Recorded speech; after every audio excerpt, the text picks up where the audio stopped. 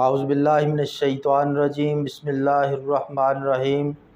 اللہم الہمنا رشدنا وعذنا من شرور انفسنا۔ جی ناظرین و سامعین کرام، میں آج آپ اسٹوڈنٹس کے سامنے، آپ مریضوں کے سامنے، دوستوں کے سامنے نمبر 4 بخار کا تذکرہ کروں گا، جس بخار کو سوداوی بخار کہا جاتا ہے۔ سوداوی بخار اس کا مشہور نام ہے، اور طبی نام جو ہے وہ ہے ہما سوداوی۔ اس بخار کا طبی نام ہما سوداوی ہے۔ تو اس بخار کے چند اسباب ہیں جس کی وجہ سے یہ ہوتا ہے۔ زیادہ تر یہ بخار ترش چیزیں کھانے کی وجہ سے ہوتا ہے، کثرت جمع کی وجہ سے ہوتا ہے، اور رات کو جاگنے کی وجہ سے ہوتا ہے۔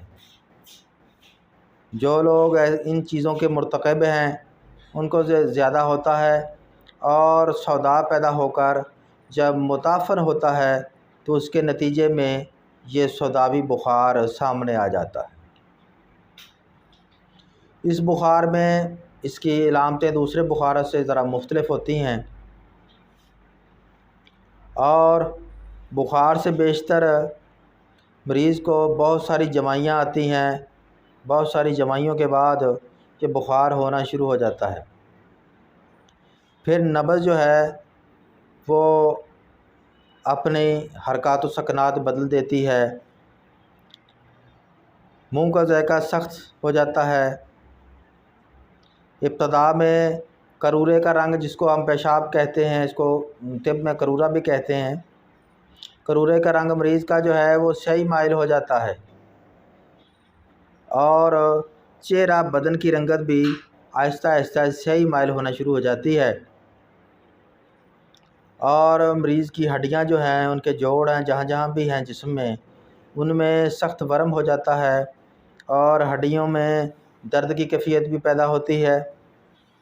جسم مریض کا ایسے ہوتا ہے جیسے کہ خشک ہو گیا ہو، اس کی جلد جو ہے بہت ہی انتہائی طور پہ خشک ہو جاتی ہے، اور قبض جو ہے وہ بھی ہوتی ہے، مکمل فضلہ خارج نہیں ہوتا، پخانہ 2-3 دن کے بعد آتا ہے، اور اس کا اگلا مسئلہ مریض کا جو سامنے آتا ہے وہ یہ ہے کہ نیند نہیں آتی۔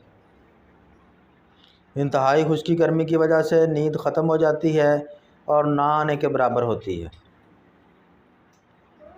مریض کو چھینک بھی نہیں آتی، چھینکیں آنے سے دماغ کھلتا ہے، ٹھیک ہے، یہ بھی نہیں ہوتی، اور مریض کی تلی ہے وہ بھی بڑھ جاتی ہے۔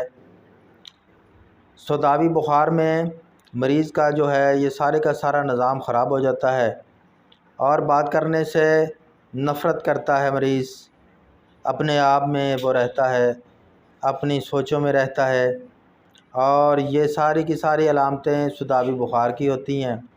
جب ایسی علامتیں ہوں تو مریض کو جو ہے وہ ٹھنڈی چیزیں استعمال کرائی جائیں، مریض کو شربت بزوری کا استعمال کروایا جائے، مریض کو شربت بنفشہ کا استعمال کروایا جائے، مریض کو شربت انار کا استعمال کروایا جائے، اور اس کے ساتھ ساتھ مریض کو ایسی چیزیں استعمال کروائی جائیں جس سے یہ بخار کا معاملہ بالکل رفع دفع ہو جائے، اور مریض بھی آہستہ آہستہ آہستہ آہستہ جو ہے اپنا صحت مند ہونا شروع ہو جائے۔